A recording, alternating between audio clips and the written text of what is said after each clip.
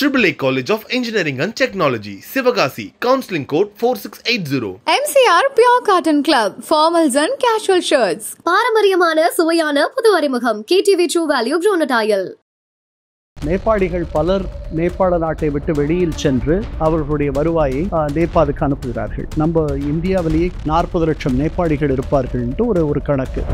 இங்கே இருக்கக்கூடிய அரசுகள் அத்தனையுமே பெரிய ஊழல் மலிந்த அரசுகளாக இருக்கிற அந்த அரசுகளில் இருக்கிறவர்கள் ஒரு சொகுசான ஒரு வசதியான வாழ்க்கையை வாழ்கிறார்கள். இந்த இளைஞர்கள் அத்தனை பேருக்கும் அங்கே இருக்கக்கூடிய அரசியல்வாதிகள் மிகுந்த தவறுகளை இழைக்கிறார். எதிர்ப்புக்கு அங்கே பெரிய வடிகாலோ வழியோ இல்லாத ஒரு நிலை. ஏன்னா அங்கே இருக்கக்கூடிய 3 பெரிய கட்சிகளும் ஒருவரோடு ஒருவர் கூட்டணி வைத்து எப்போதும் ஆட்சி செய்கின்றனர்.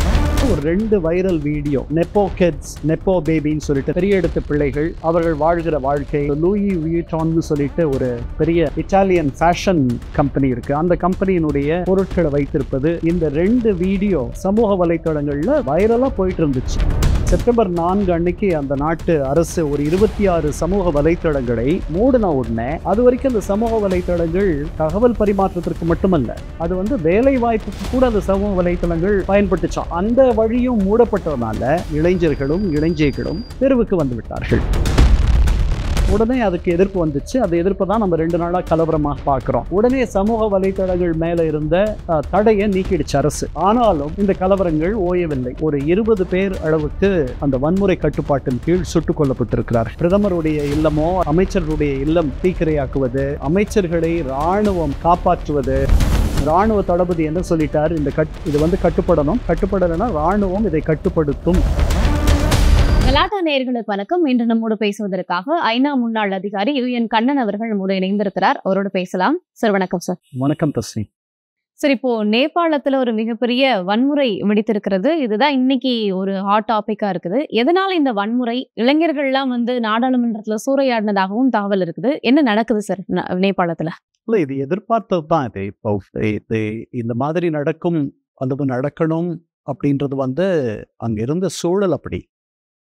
அங்கே ஒரு 10 ஆண்டுகள் உள்நாட்டு போர் இருந்துச்சு. 96 இருந்து கிட்டத்தட்ட 2006 வரைக்கும். அந்த உள்நாட்டு கலவரத்திற்கும் போருக்கும் பின்பு இடதுசாரி கம்யூனிஸ்டுகள், மாவோயிஸ்டுகள் அவர்கள் ஆட்சிக்கு வந்தார்கள். மன்னராட்சி விழுந்தது. அவர்கள் ஆட்சிக்கு வந்த பிறகு ஒரு நல்லாட்சியே அதற்கு பிறகு வந்த யாருமே பெரிதாக தரவில்லை. இந்த உயரடுக்கு வர்க்கம் அப்படின்ற இந்த மேல்தட்டு வர்க்கம் அவர்கள் செழிப்பாக சொகுசாக வாழ்வதும், அடித்தட்டு மக்கள், நடுத்தர மக்கள் ஒரு துன்பத்திலேயே இருப்பதும், வாழ்வாதாரத்திற்கே அவர்கள் பரிதவிப்பதும் அப்படின்றது ரொம்ப நாளாக நடந்துட்டு இருக்க ஒரு செய்தி.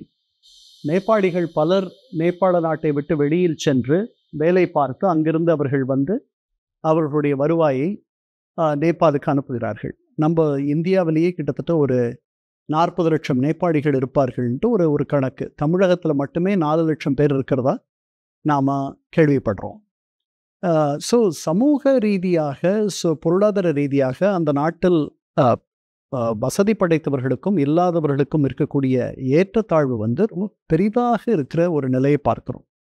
இது இருக்கும் பொழுது அங்கே இருக்கக்கூடிய அரசுகள் அத்தனையுமே பெரிய ஊழல் மலிந்த அரசுகளாக இருக்கிற அந்த அரசுகளில் இருக்கிறவர்கள் ஒரு சொகுசான ஒரு வசதியான வாழ்க்கையை வாழ்கிறார்கள். அதாவது யதார்த்தத்திற்கும் அவர்களுடைய வாழ்க்கைக்கும் பெரிய சம்பந்தமே இல்லை. அங்கிருந்து படித்து வருகிற, வேலை தேடி வருகிற இளைஞர்களுக்கு பெரிதாக வேலை வாய்ப்புகள் கிடையாது. கிட்டத்தட்ட ஒரு 8% வேலையின்மை அங்கே இருக்குது.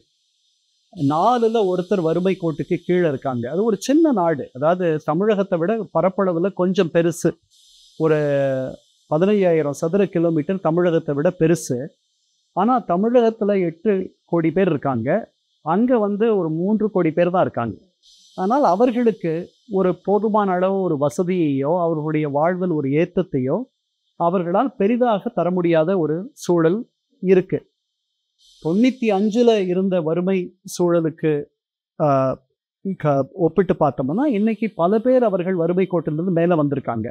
முன்னாடி ஒரு 42% வறுமை கோட்டுக்கு கீழே இருந்தாங்க. இப்போ அது ஒரு 20% குறைஞ்சிருக்கு அப்படின்னு ஆராய்ச்சி ஆய்வுகள் சொல்லுகின்றன. இளைஞர்களுக்கு வேலை வாய்ப்பின்மை, அதீதமான ஊழல், அப்புறம் எதிர்ப்புக்கு அங்க பெரிய வடிகாலோ வழியோ இல்லாத ஒரு நிலை. ஏன்னா அங்க இருக்கக்கூடிய 3 பெரிய கட்சிகளும் ஒருவரோடு ஒருவர் கூட்டணி வைத்து எப்போதும் ஆட்சி செய்கின்றன. ஸோ ஒரு உண்மையான எதிர்க்கட்சி அப்படின்றதெல்லாம் பெருசா கிடையாது. அதனால இந்த செப்டம்பர் 4 அன்னைக்கு அந்த நாட்டு அரசு ஒரு 26 சமூக வலைத்தளங்களை மூடின உடனே, அது வரைக்கும் அந்த சமூக வலைத்தளங்கள் தகவல் பரிமாற்றத்திற்கு மட்டுமல்ல, அது வேலை வாய்ப்புக்கு கூட அந்த சமூக வலைத்தளங்கள் பயன்பட்டுச்சான். அதுவும் அந்த வழியும் மூடப்பட்டதுனால இந்த ஜென் ஜீன்னு சொல்கிறோம் இல்லையா, 1995 2010 தொடக்கம் வரைக்கும் பிறந்தவர்களை ஜென் ஜீன்னு சொல்கிறோம். ஸோ 15 to 30 வயதுக்கு உட்பட்ட இளைஞர்களும் இளைஞர்களும் தெருவுக்கு வந்து விட்டார்கள். அவர்கள் 2 நாட்களாக அவர்கள் அங்கு நடத்திய வன்முறையில் முதல்ல என்ன நடந்துச்சு அப்படின்னா, ஒரு 20 பேர் அளவுக்கு அந்த வன்முறை கட்டுப்பாட்டின் கீழ் சுட்டுக் கொல்லப்பட்டிருக்கிறார்கள், இறந்து விட்டார்கள். இளைஞர்கள். ஆமா, இந்த போராட்டக்காரர்கள் இறந்து விட்டார்கள். அவர்கள் நாடாளுமன்றத்தை தீக்கிரையாக்குவது, பிரதமருடைய இல்லமோ அல்லது அமைச்சர்களுடைய இல்லம் அவற்றை தீக்கிரையாக்குவது, அமைச்சர்களை இராணுவம் காப்பாற்றுவது, அவர்களை இவாக்குவேட் பண்ணுவது, இதையெல்லாம் நாம் பார்க்கிறோம்.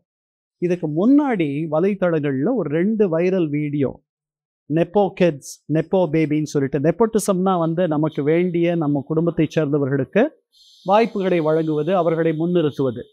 அந்த மாதிரி ஒரு 2 பெரிய இடத்து பிள்ளைகள், அவர்கள் வாழ்கிற வாழ்க்கை, அவர்கள் ஒரு பெரிய ரெஸ்டாரண்ட் போகிறது, அந்த ரெஸ்டாரண்ட்டில் ஒரு ஹை எண்ட் ரெஸ்டாரண்ட், அந்த ரெஸ்டாரண்ட்டில் அவர்கள் சாப்பிடுவது, அப்புறம் அந்த லூயி வியூட்டான்னு சொல்லிட்டு ஒரு பெரிய இட்டாலியன் ஃபேஷன் கம்பெனி இருக்குது, அந்த கம்பெனியினுடைய பொருட்களை வைத்திருப்பது அப்படின்ற இந்த 2 வீடியோ சமூக வலைத்தளங்களில் வைரலாக போயிட்டு இருந்துச்சு. அப்போது இந்த முடக்கம் நடந்துச்சு, எல்லாத்தையும் உடனே அதுக்கு எதிர்ப்பு வந்துச்சு. அந்த எதிர்ப்பை தான் நம்ம 2 நாளாக கலவரமாக பார்க்குறோம். உடனே சமூக வலைத்தளங்கள் மேலே இருந்த தடையை நீக்கிடுச்சு அரசு. ஆனாலும் இந்த கலவரங்கள் ஓயவில்லை. இன்னும் நம்ம பேசிட்டு இருக்க இந்த நேரத்தில் இன்னும் தொடர்ந்துட்டு இருக்கு. இராணுவ தளபதி என்ன சொல்லிட்டார், இது கட்டுப்படணும், கட்டுப்படலைன்னா இராணுவம் இதை கட்டுப்படுத்த வேண்டிய சூழலுக்கு போகும் அப்படின்னு அவர் சொல்லிட்டார். அதனால இதுதான் அங்க இருக்கக்கூடிய நிலை. நாம இதை கூர்ந்து கவனிச்சுட்டு இருக்கோம் இங்கிருந்து. இதனுடைய பின்னாடி என்ன நடக்கும் அப்படின்றது நமக்கு சரியா தெரியல. ஏன்னா காத்மாண்டு, நேபாளத்தினுடைய தலைநகரனுடைய மேயராக தேர்ந்தெடுக்கப்பட்ட ஒரு 35 வயது ஒருத்தர் ஷான் இருக்காரு. அவர் சமூக வலைத்தள பிரச்சாரத்தின் மூலமாகவே தேர்ந்தெடுக்கப்பட்டவர். அவர் இந்த போராட்டங்களுக்கெல்லாம் ஆதரவு தெரிவிக்கிறார். ஆனால் நீங்கள் கட்டுப்பாட்டுடன் இருக்க வேண்டும் அப்படின்னு சொல்றார். அவர் அடுத்த பிரதமராக வருவதற்காக முயற்சி செய்கிறாரோ அப்படின்னு ஒரு எண்ணம் இருக்கு சில பேருக்கு.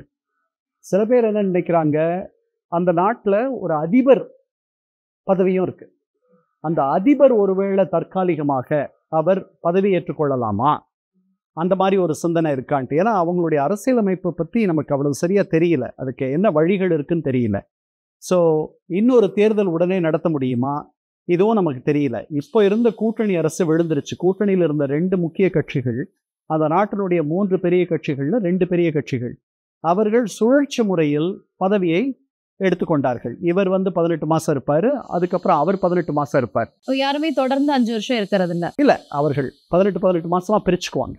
அந்த மாதிரி அது என்ன சுழற்சி முறைன்னு தெரியல. அதாவது ஒரு ஆளும் கட்சி இருந்தா ஒரு வலிமையான எதிர்கட்சி இருக்கணும், இல்லை ஒரு உண்மையான எதிர்கட்சி இருக்கணும். அப்பதான் இங்க தீர்வு கிடைக்காதவர்கள் அங்க போக முடியும்.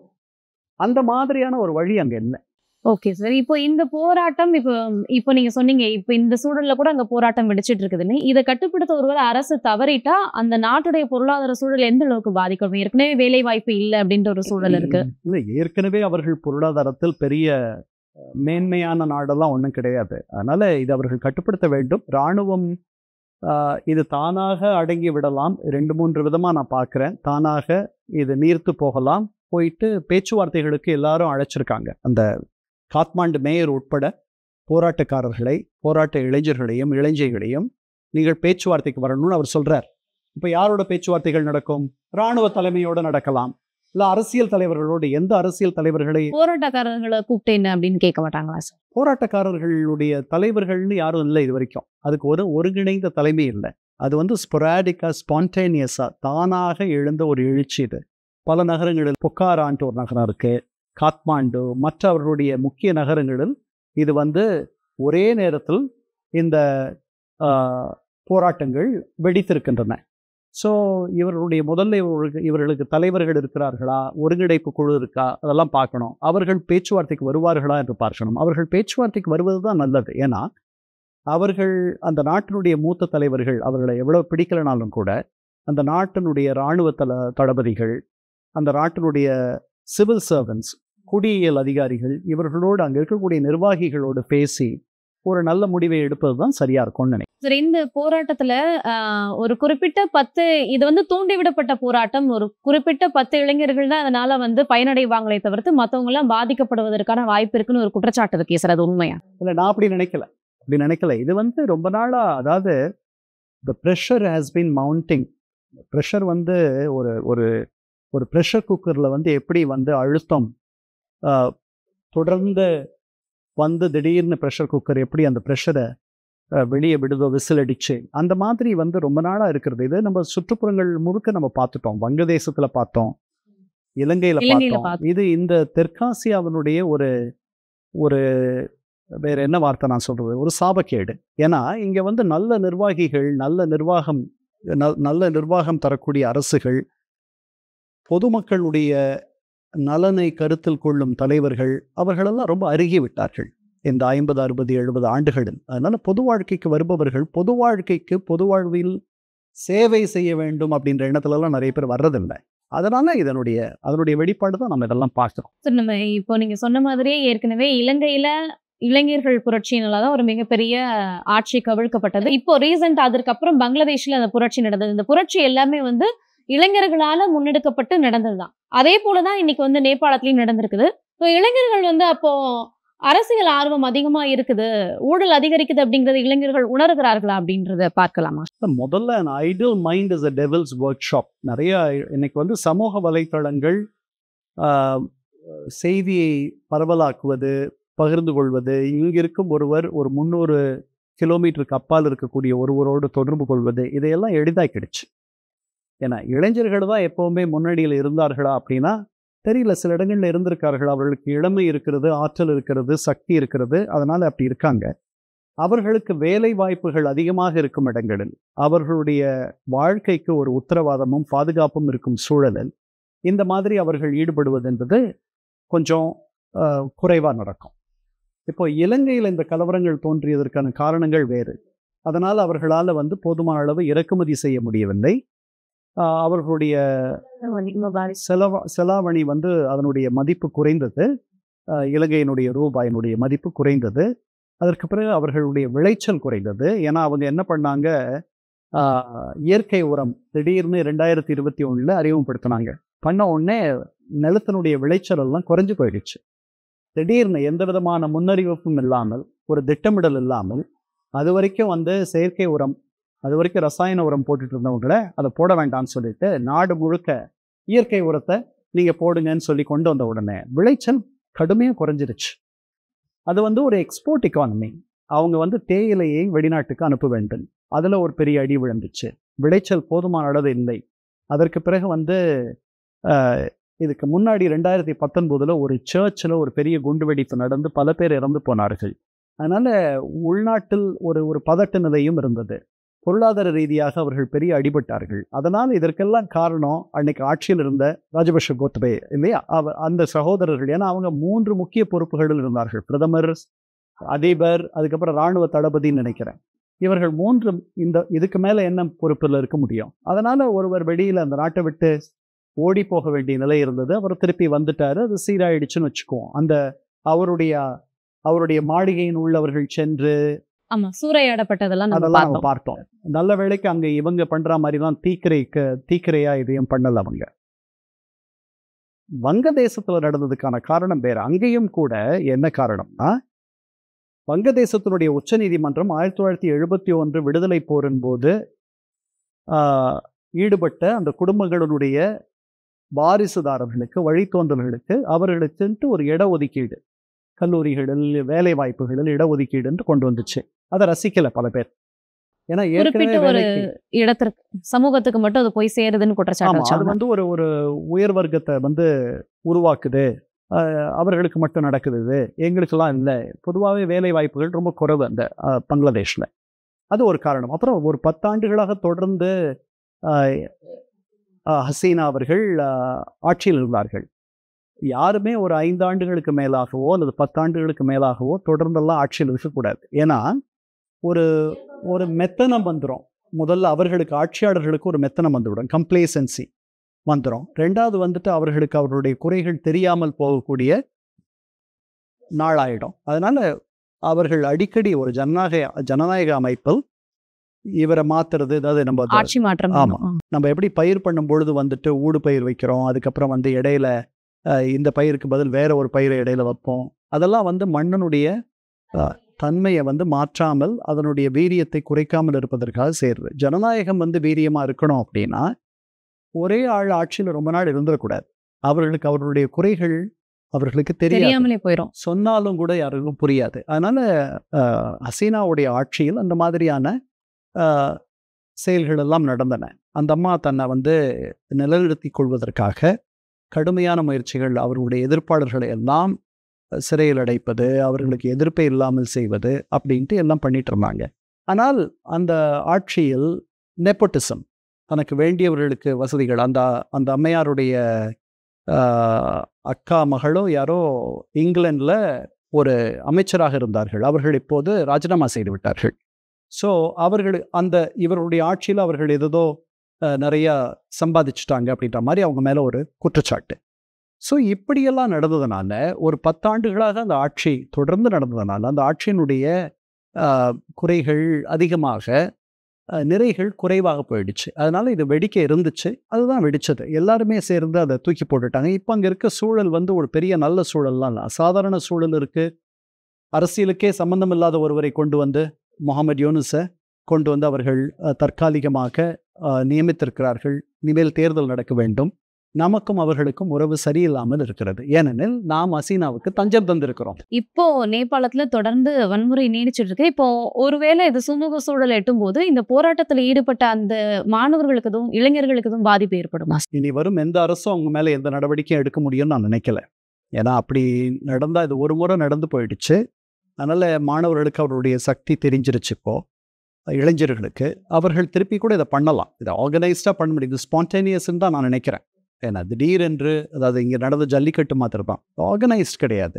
இன்னொரு ஜல்லிக்கட்டு இன்னொரு தடவை நடக்கலை. அதனால் அது நடக்கலாம், நடக்காமல் போகலாம்.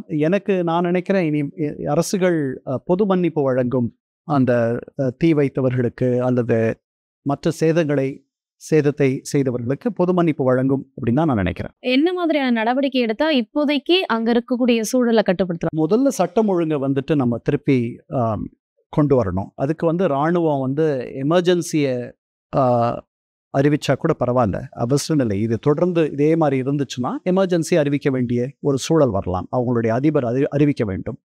இராணுவம் தெருவுக்கு வர வேண்டும். முதல்ல ஒழுங்கை கட்டுப்படுத்த வேண்டும். அதற்கு பிறகு இந்த மாணவர் தலைவர்கள், இந்த இளைஞி தலைவர்களோடு அவர்கள் ஒரு பேச்சுவார்த்தைக்கு தொடங்க வேண்டும். அது யார் அரசு தரப்பில் பேச்சுவார்த்தை நடத்துவார்கள் என்றால் இன்னைக்கு அதிபர் இருக்கார், அவருடைய அலுவலகத்திலிருந்தே கூட வந்து பேச்சுவார்த்தைகள் நடக்கலாம். அவர் வந்து ஒரு நியூட்ரலான ஒரு ஆள், அதாவது இங்கிலாந்தினுடைய மன்னர் மாதிரி அவர். ஸோ அப்படி இருக்கும் பொழுது அவர் அரசியலுக்கு அப்பாற்பட்ட ஒரு இடத்துல இருக்கார். அவர் ஒரு பெரிய பலம் வாய்ந்த, ஒரு சக்தி வாய்ந்த குடியரசுத் தலைவர் பதவி ஒன்றும் அல்ல, நம்ம மாதிரியே தான் அது ஒரு அலங்கார பதவி. ஆனால் இன்னைக்கு அது வந்து ரொம்ப முக்கியமான ஒரு இடத்துல பதவியாக இருக்குது. அதனால் அவங்களை அழைச்சி பேசலாம். அவர் வந்து ஸோ அதுதான் அந்த ரெண்டு தான் நம்ம பண்ணணும். முதல்ல சட்டம் ஒழுங்கை மீண்டும் நிலைநாட்டுவது, அமைதியை கொண்டு வருவது. அதற்கு பிறகு வந்து பேச்சுவார்த்தைகள் அதே நேரத்தில் தொடங்க வேண்டும். அதற்கு பிறகு வந்துட்டு இதற்கு நிரந்தரமாக அவர்களுடைய அரசியல் அமைப்பிலேயோ அல்லது அவர்களுடைய லஞ்ச ஊழலுக்கு எதிரான சட்டங்களோ, அல்லது இங்கே நம்ம நாட்டில் வந்துட்டு யாராவது 2 ஆண்டுகளுக்கு மேலே சிறை தண்டனை விதிக்கப்பட்டால் அவர்கள் தேர்தலில் நிற்கக்கூடாதுலாம் இருக்குது. அந்த மாதிரியெல்லாம் அங்கே இருக்கான்னு தெரியல. அந்த மாதிரியெல்லாம் அவர்கள் கொண்டு வரணும். ஏன்னா இவர்களுக்கு வந்து இந்த இளைஞர்கள் அத்தனை பேருக்கும் அங்கே இருக்கக்கூடிய அரசியல்வாதிகள் மிகுந்த தவறுகளை இழைக்கிறார்கள், மிகுந்த சொகுசாக வாழ்கிறார்கள் அவர்களுடைய செலவில் அப்படின்னு நினைக்கிறேன். ஒரு சாதாரண ஒரு சமூக வலைதள முடக்கத்துக்காக இவ்வளவு பெரிய போராட்டமா அப்படிங்கிற ஒரு கேள்வி. இல்ல இதுதான் நானும் சொன்னேன். Pressure has been building. இது வந்து ரொம்ப நாளா இருக்கிற ஒரு நோய். அந்த இதுல pressure ஒரு இதுக்கு கட்டத்துல இவ்வளவு நாள் வெடிக்குது. வந்து இவ்வளவு நாள் அதுக்கு இந்த சோஷியல் மீடியால வந்து ஒரு அதுக்கு ஒரு வடிகால் இருந்துச்சு. பேசிக்கலாம், அதுல எழுதிக்கலாம். திடீர்னு அதையும் நீங்க முடக்கிட்டீங்கன்னா வெடிச்சிருச்சு.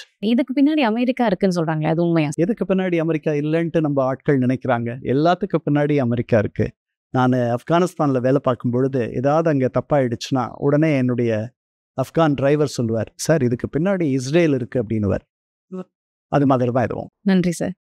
AAA College of Engineering and Technology, Sivagasi, Counseling Code 4680. MCR Pure Cotton Club, formals and casual shirts. பாரம்பரியமான சுவையான புது அறிமுகம் KTV True Value Bronatile.